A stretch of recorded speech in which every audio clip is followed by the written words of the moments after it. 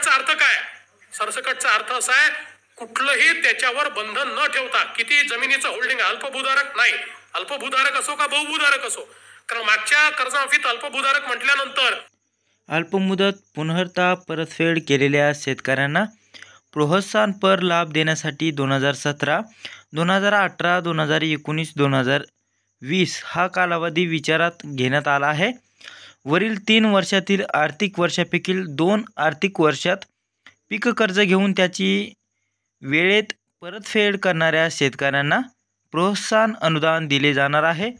मात्र अनेक जिल्ह्यातील पीक कर्जाची नियमित परतफेड करणारे व योजनेप्रमाणे पात्र असणारे शेतकरी तांत्रिक कारणामुळे या योजनेच्या लाभापासून वंचित आहेत. यात एकाच आर्थिक वर्षात 2 हंगामाची उचल केलेले सभासद अपात्र ठरवण्यात आले आहे. तसेच 2 हंगामाचे उचललेले एकाच आर्थिक वर्षात हंगामासाठी निश्चित केलेले परतफेड तारखांना कर्जफेड केलेले असतानाही अशा शेतकऱ्यांना प्रोत्साहन अनुदानापासून वंचित राहावे लागत आहे. अशा तांत्रिक कारणामुळे प्रोत्साहन अनुदान मिळण्यापासून वंचित राहिलेल्या शेतकऱ्यांची संख्या काही लाखात असलेले सरकार विभागाकडून सांगण्यात आले आहे. या प्रकरणी माहिती घेऊन योग्य ती कारवाई करणे मुख्यमंत्री यांनी दिली आहे. केवळ तांत्रिक कारणामुळे प्रामाणिकपणे कर्ज परतफेड करणाऱ्या शेतकऱ्या प्रोत्साहन अनुदानापासून वंचित राहत आहेत. त्यामुळे या अडचणी दूर करून संबंधित शेतकऱ्यांना अनुदानाचा लाभ देण्याची मागणी मुख्यमंत्र्यांकडून केली आहे. कारवाई करण्याच्या सूचनाही केल्या आहेत. लवकरच या शेतकऱ्यांना प्रोत्साहन अनुदानाचा लाभ मिळेल अशी अपेक्षा आहे. लाख अकाउंटची माहिती दिली होती आणि आज ज्यावेळी आपण हे फॉर्म्स भरून घेतले त्यावेळी 77 लाख अकाउंट आपल्यापर्यंत आज ते पोचलेले आहेत. 77 लाख लोकांनी हे अप्लाय केलेलं आहे. याचा अर्थ असा आहे की आपण जर हा विचार न करता 89 लाख अकाउंटवर हे पैसे देऊन टाकले असते तर कदाचित आपल्या राज्याचा पैसाही गेला असता आणि मागच्याच कर्जमाफीप्रमाणे जे अकाउंटच अस्तित्वात नाही किंवा जे राईट ऑफ झालेले आहेत, जे शेती करता नाहीच आहेत, अशाही काही अकाउंटवर मुंबईचे कर्ज मागच्या वेळेस आपण बघितलं, आताही यादी आली तर मुंबईच्या लोकांची नावं त्याच्यामध्ये आली. आता मुंबईमध्ये ते नेमकं कुठे शेती करतायत, काही असू शकतात, काही लोक मुंबईत राहतात, बाहेर करतायत मुंबईत, असं काही, पण एवढे शेतकरी मुंबईत येणार कुठनं? मागच्या 150 कोटी रुपये मुंबईच्या शेतकऱ्यांना आपण दिले. आता हे कोण आहेत महाभाग, हे तर शोधावेच लागतील. पण हा अलहिदा ही वेगळी गोष्ट आहे. या गोष्टीचा आत्ता विचार करण्याची आवश्यकता नाही आणि म्हणून ही ऑनलाईन सिस्टीम तयार करून त्यातनं प्रामाणिकपणे आपल्याला जो गरजू आहे त्याला आपल्याला ते देता आलं पाहिजे. काही अटी टाकल्या, पण अटी काय टाकल्या? अटी एवढ्याच टाकल्या की जो सरकारी कर्मचारी आहे, क्लास 4चा नाही, त्याच्यावरचे, म्हणजे ज्याचं आपण जर बघितलं तर आमच्या शेतकऱ्याचं मंथली इन्कम किती आहे? काहीच नाही आहे. त्याला बिचाराला वर्षातनं एकदा किंवा 2दा पैसे मिळतात. पण सरकारी कर्मचाऱ्यांना मिनिमम पगार आज जर आपण क्लास 3चा विचार केला 30,000 रुपयाच्या वर महिन्याचा पगार आहे. त्यामुळे अशा लोकांना लाख रुपयाची कर्जमाफी ही किंवा 1.5 लाख रुपयाची कर्जमाफी ही देण्याची आवश्यकता नाही आहे. त्याचं ते अल्टरनेट इन्कम आहे.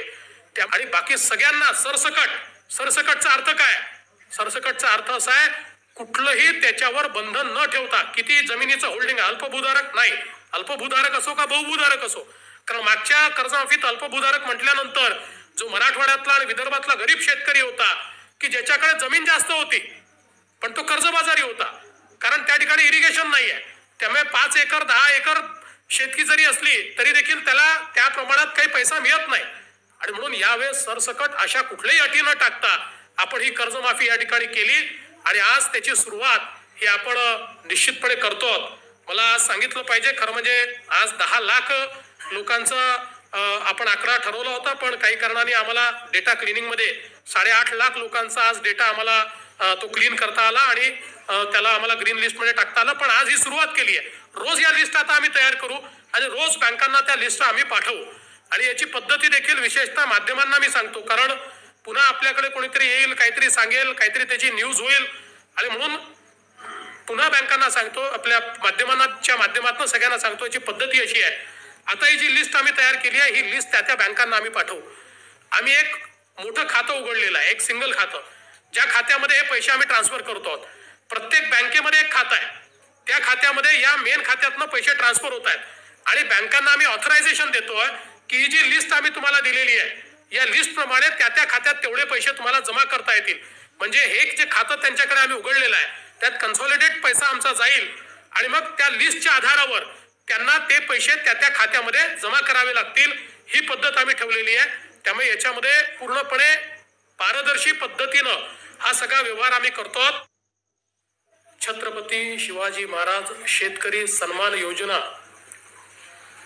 जाहीर केली आणि या योजनेच्या क्रियान्वयनाची सुरुवात आजच्या कार्यक्रमातून आपण या ठिकाणी करतो.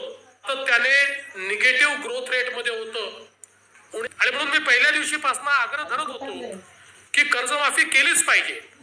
हा एक उपाय आहे, महत्वाचा उपाय, पण हा अंतिम उपाय नाही आहे किंवा केवळ हा उपाय करून आम्ही शेतकऱ्याला बाहेर काढू शकणार नाही. आम्हाला त्यासोबत शेतीमध्ये गुंतवणूक वाढवावी लागेल, शेती शाश्वत करावी लागेल, शेतीमध्ये जास्तीत जास्त आम्हाला यांत्रिकी कशी आणता येईल, त्याच्यामध्ये सिंचन कसं आणता येईल. आपल्याला हा व्हिडिओ आवडला, व्हिडिओला लाईक करा, चॅनलला सबस्क्राईब करा. असेच नवीन आपल्याला बातम्या बघायच्या असेल आपल्या चॅनलवर जोडून राहा तर जवळच्या बेल आयकॉनला क्लिक करा. भेटूया पुढच्या व्हिडिओमध्ये. तोपर्यंत जय शिवराय, जय महाराष्ट्र, जय हिंद.